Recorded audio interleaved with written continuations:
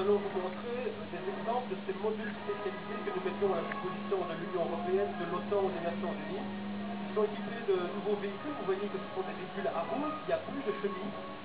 Des véhicules beaucoup plus légers, très bien protégés contre les mines, qui peuvent être transportés dans nos avions et qui sont également très respectueux de l'environnement. Alors ces nouveaux véhicules, en fait, ne sont pas là uniquement pour remplacer les autres, mais bien pour s'adapter à la nouvelle stratégie. Absolument.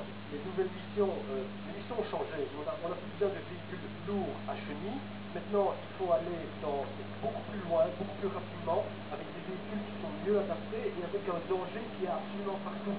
Vous circulez sur une route en Afghanistan et vous n'êtes jamais à la merci d'un engin explosif comme on l'a. Alors, les véhicules qu'on vient de voir ici peuvent se déployer ou pas? En fait, ce sont des véhicules de commandement. On peut dire que c'est un gros 4x4 qui est très bien protégé. Ils sont actuellement présents au Liban et en Afghanistan.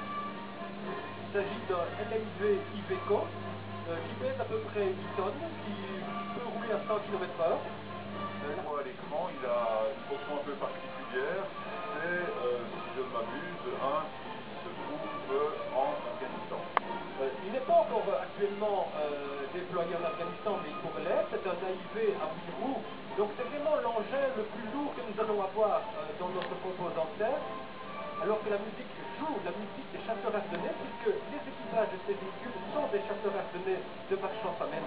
Alors, cet AIV existe en différentes versions. Celui-ci, il a un petit canon, enfin un petit, ça dépend. Certains ont une mitrailleuse, d'autres ont un canon de 30 mm, un engin de 22 tonnes qui peut rouler à plus de 100 km/h.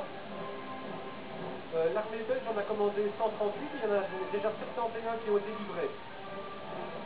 Et donc tout ça fait partie d'une stratégie. En fait, ceux qu'on vient de voir là, les petits canons, ils sont là pour remplacer les gros chars de jadis. Voilà. Ça va vraiment être le véhicule de base de nos unités de manœuvre. Alors, on va bientôt en voir d'autres de la même série, mais adaptés à d'autres missions. Ceux qu'on voit par exemple. Donc ce sont toujours des AIV Piranha avec 8 roues, mais il y a différentes versions. Donc vous voyez qu'ils sont équipés même de caméras et ils sont même équipés de senseurs qui permettent de détecter et de localiser les tirs ennemis. Ce sont des véhicules de renseignement, ça.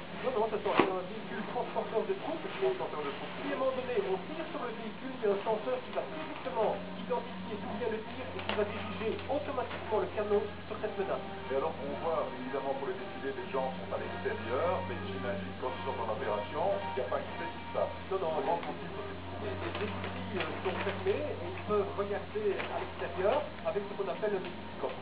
Alors, à l'écran, on voit des chars un peu camouflés, de nouveau avec un canon. Donc ici, c'est des unités qui font de la reconnaissance, qui font de la recherche d'informations. On voit que certains sont équipés d'un radar, d'autres d'une caméra. Voilà ici le Pandour qui est équipé d'un mât télescopique. On voit le mât télescopique à l'arrière. Et au-dessus, il y a une caméra qui peut tourner sur 360 degrés et détecter tout mouvement jusqu'à 8 km. Et on voit des gros plans sur le canon de ces véhicules. Oui, c'est une mitrailleuse .50, donc de 12,7